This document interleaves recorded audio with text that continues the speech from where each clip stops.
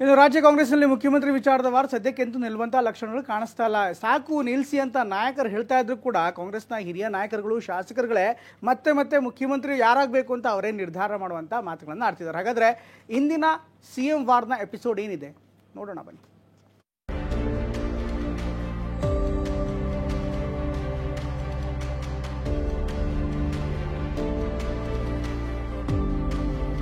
ರಾಜ್ಯ ಕಾಂಗ್ರೆಸ್ನಲ್ಲಿ CM war ಮತ್ತೊಂದು ಹಂತಕ್ಕೆ ಹೋಗಿದೆ. ಯಾರು ಎಷ್ಟೇ ಏನೇ ಹೇಳಿದ್ರೂ ಕೆಲ ಶಾಸಕರು ತಲೆನೇ ಕೆಡಿಸಿಕೊಳ್ಳುತ್ತಿಲ್ಲ.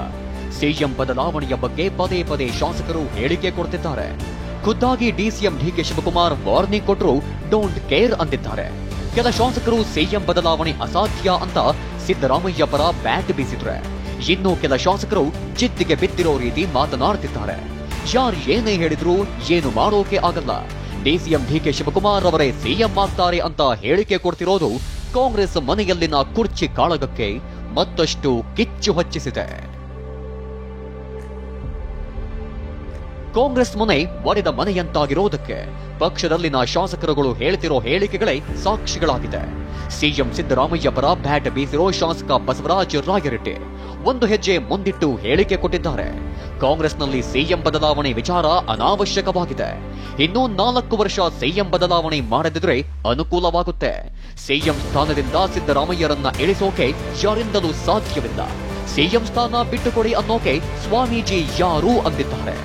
ಇನ್ನು ಅವ್ರನ್ನ ಇಳಿಸಬಾರ್ದು. ಇನ್ನು 4 ವರ್ಷ ಅವರು ಮುಖ್ಯಮಂತ್ರಿ ಇದ್ರೆ ಈ ರಾಜ್ಯಕ್ಕೆ ಅನುಕೂಲ ಆಗ್ತದೆ ಅಂತ ನನ್ನ ವೈಯಕ್ತಿಕವಾದಂಥ ವಿಚಾರ. ಹಾಗಾಗಿ ಮುಖ್ಯಮಂತ್ರಿಗಳನ್ನ ಬದಲಾವಣೆ ಮಾಡೋದು ಸರಿಯಲ್ಲ. ಇತ್ತ ಚನ್ನಗಿರಿ ಶಾಸಕ ಶಿವಗಂಗಾ ಬಸವರಾಜ್ ಇದೀಗ ಮತ್ತೆ DK ಶಿವಕುಮಾರ್ CM ಆಗಬೇಕು ಅಂತ ಆಸೆ ಹೊರಹಾಕಿದ್ದಾರೆ. ಕೆಪಿಸಿಸಿ ಅಧ್ಯಕ್ಷರನ್ನೇ CM ಮಾಡೋದು ನಡೆದು ಬಂದ ಪದ್ಧತಿಯಾಗಿದೆ.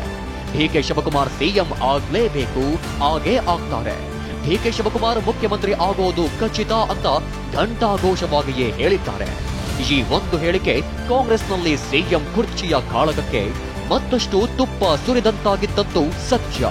ಮುಖ್ಯಮಂತ್ರಿ ಸಿದ್ದರಾಮಯ್ಯ ಇದ್ದಾರೆ, ತದನಂತರ DK ಶಿವಕುಮಾರ್ ಮೊದಲೇ ವರ್ಷ ಹಾಗೆ ಕ್ಷಣಕ ಆಗ್ತಾರ ಎರಡು ವರ್ಷ.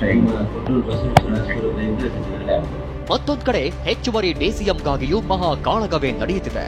DCM ಪೋಸ್ಟ್ ನಲ್ಲಿ ಏನೂ ಪವರ್ ಇಲ್ಲ, ಇನ್ನೂ 32 ಶಾಸಕರನ್ನು DCM ಮಾಡಬಹುದು ಅಂತ ಶಾಸಕ ಬಸವರಾಜ ರಾಯರೆಡ್ಡಿ ಹೇಳಿಕೆ ಕೊಟ್ಟಿರೋದು ಹಲವು ರಾಜಕೀಯ ಲೆಕ್ಕಾಚಾರಕ್ಕೆ ಕಾರಣವಾಗಿದೆ.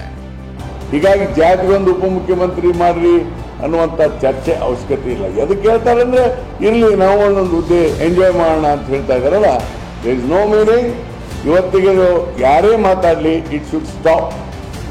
ಜನರ ಸಮಸ್ಯೆ ಇದೆ.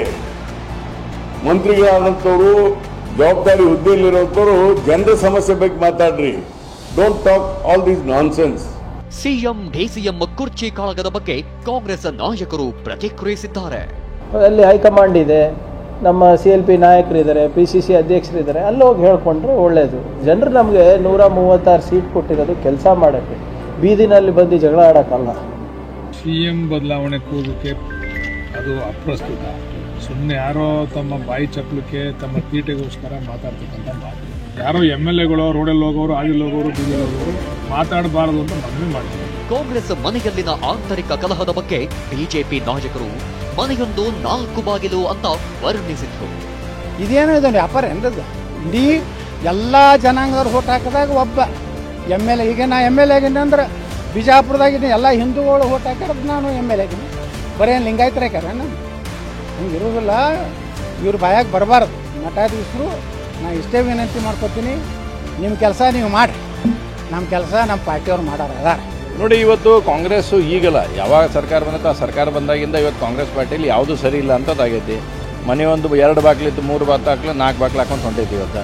ಇನ್ನೊಂದು ಕಡೆ ಚನ್ನಗಿರಿ ಶಾಸಕರೇ ಥರ DK ಶಿವಕುಮಾರ್ ಅವರು ಮುಖ್ಯಮಂತ್ರಿ ಮಾಡಿರಿ, 15 ಮಂದಿನ ಉಪಮುಖ್ಯಮಂತ್ರಿ ಮಾಡಿರಿ ಅಂತಾರೆ. 15 ಯಾಕೆ ಮಾಡಿದ್ರಿ? ಒಟ್ಟರು ಉಪಮುಖ್ಯಮಂತ್ರಿ ಮಾಡಿಬಿಟ್ರಿ, ಮಂತ್ರಿ ತೆಗೆದುಬಿಟ್ರಿ. ಮೇನ್ ಕರ್ನಾಟಕದಾಗ ಹೊಸ ಸಿಸ್ಟಮ್ ತೊಂಬರಿ, ಎಲ್ಲರೂ ಉಪಮುಖ್ಯಮಂತ್ರಿ. ಒಟ್ಟಾರೆಯಾಗಿ ಕಾಂಗ್ರೆಸ್ ಮನೆಯೊಳಗಿನ CM DCM ಕಿಚ್ಚು ಮುಂದೆ ಅದ್ಯಾವ ಹಂತಕ್ಕೆ ಹೋಗುತ್ತೋ ಕಾದು ನೋಡಬೇಕಿದೆ. Bureau report TV9.